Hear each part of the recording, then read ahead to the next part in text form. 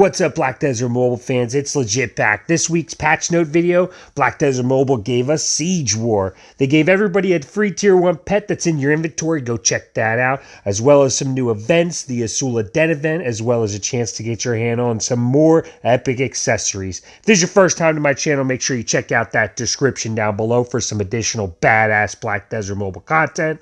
You won't be disappointed. With that being said, let's dive right in. This week's patch, Black Desert Mobile gave us the new Siege War feature. The new Siege War feature does require you to have a level 2 node or higher. It does also require your guild to be level 5 or higher. The Siege War does take place on Saturdays.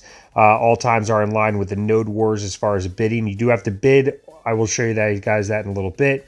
They also gave us a new Ancient Relic altar. You feed your relics to the Ancient Relic altar inside your camp. You can build it. It's like 1,000 of each mining material. And those are the 3 different things you can feed to that. I'll show you. I'll feed a bunch of my relics. I've been saving up. I'll feed a bunch of mine to it and show you guys that in a minute as well. They did also make it so you get 1 free relic, just like the Lightstone, so you can draw 1 free relic a day. The Alchemy Lab has been updated to be able to process regal accessories with golden fragments. You do have to win Guild Siege in order to be able to get to the Banquet Hall, so that you do have to make sure you do your Siege Wars. They did update the login reward for Black Spirit level 120 and level 140. Remoteness, now adventurers, if they get disconnected, have 30 seconds to get back in. Guild Rushes can be entered again without leaving after the Guild Rush is over. Bloodkin quest rewards have been improved. Couple UI fixes. Again, I'm not going to read through all these. There's a bunch of different fixes that they did.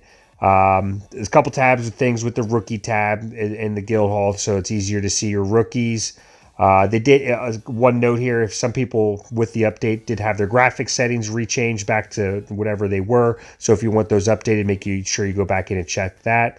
A big update with the pets is tier 3 to tier 4 pets. The time for gathering has been reduced. So that's real nice, especially if you have a tier 4 pet. I don't. For those that do, great. There's nothing else too crazy here that stands out as far as UI changes. If you want to read that more hands-on, you can head over to blackdesertmobile.com. You can find that link in my description as well. And just head over to the news tab and you guys can check all this out also. The Asula Bandit event, it starts tomorrow, Wednesday. It goes from 12 to 2200 server time. You can enter once for 30 minutes. Auto battle cannot be turned on, so this is a manual. I'm not sure if it's going to be PvP, if you have to go in as a guild. So I'm not sure, but stay tuned. That does start tomorrow, so make sure you check that out.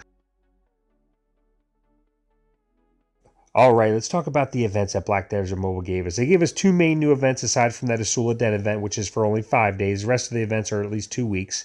They did also give us a returning adventure, so if somebody quit playing the game and they came back, they do get additional rewards for returning.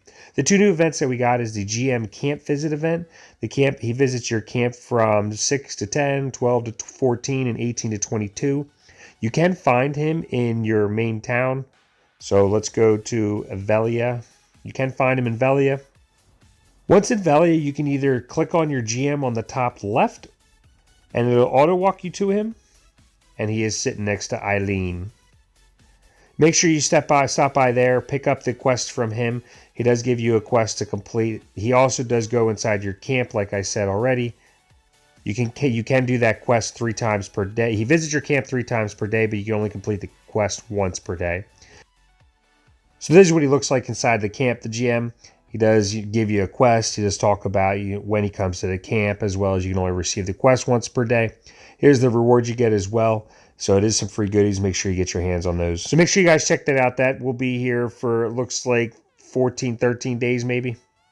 The next event is a life skill daily mission event. This event is just from doing your life skills. So as you can see down there, use 50 stamina, log 3 times, fish 3 times, forage 3 times, and mine 3 times. You do get 1 tab. Every time you get a tab, it accumulates at the top of there, so that event will be here for 13 days. This event also does give you the chance to get a hold of a unique or epic accessory. Hopefully it's epic. It looks like it's going to give you 2 chances for that, so hopefully at least one of those chances does give you an epic accessory. Otherwise, it's still 2 purples, but it's not as good. The Happy Bagel event's still going on. I'm sure everybody's got everything completed and they're just stockpiling up on their bagels. Black Spirit event quest is still going on. That should be completed by most everybody by now. And then the Black Spirit Adventure quest is still going on. I've been slacking. I'm at 325 laps. I'm sure there's people out there, 500-600. Y'all are crazy. But that is the events that Black Desert Mobile gave us, and that's the events that's going on currently.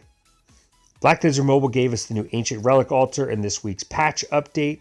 The Relic Altar does give you the chance to increase your LT, increase your combat experience, or increase your field drop rate. To level up your altar, you do have to feed it relics. I did save up a couple relics, nothing too crazy to level this up. Total Ancient Skill level 50 and Total Ancient Skill level 75. So as you level these up, it is going to give additional bonuses. So let's check this out, see what we get. So I can level that to level 1. So it looks like it's going to take a lot of relics to level these up. I fed the Goblin Blessing about 5 relics so far, and it got it to level 1. It looks like this one's going to take, 6 relics. It takes about 6 blue relics, it looks like, to get to level 1.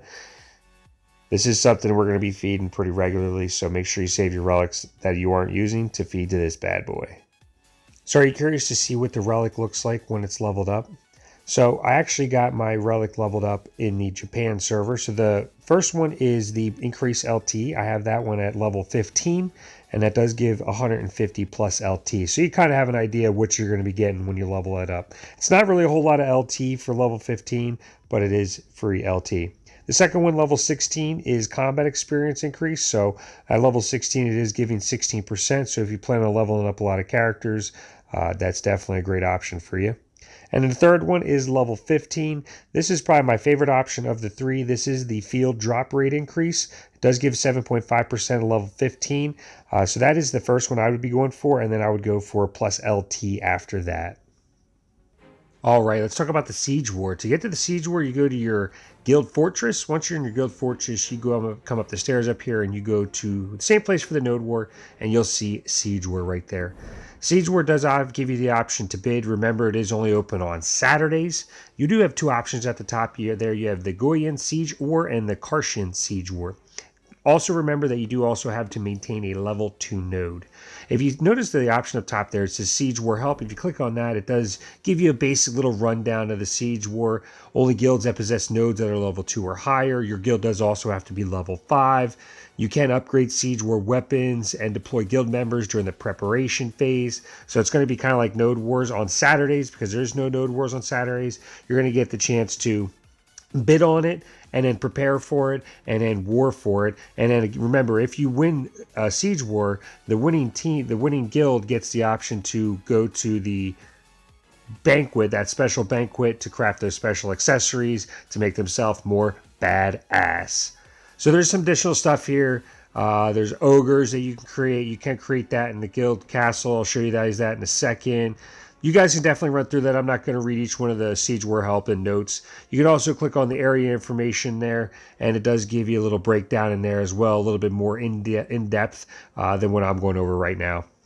You can make ogres. It's the same place that you make elephants. If you go to the elephants and you click on the manage roster or manage monster, you see elephant and then ogre at the top there. The ogre does cost 3 million. The elephant does cost 4 million. It does show you the HP, AP, and DP there as well. They also came out with a new outfit skin, the Kalstein outfit skin. This is what it looks like for the Ranger.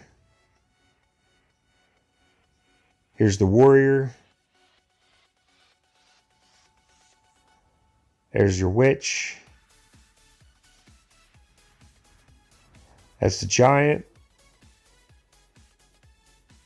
And this is the Valkyrie. So if you're interested in new skin, it is out there. Go check it out. It is 960 regular pearls. Like I said earlier, they did give us a tier 1 pet chest. I did get that in my mailbox this morning after the update. So for those that still need pets and don't have dark energy on there, there's another chance to go ahead and get that. Make sure you check out your mail. That's everything for this week's patch update. If you've enjoyed this video and want to continue to see this kind of content, I do put these videos out every week, so make sure you subscribe. If you've enjoyed the video, smash that like button. With that being said, I will see you next time.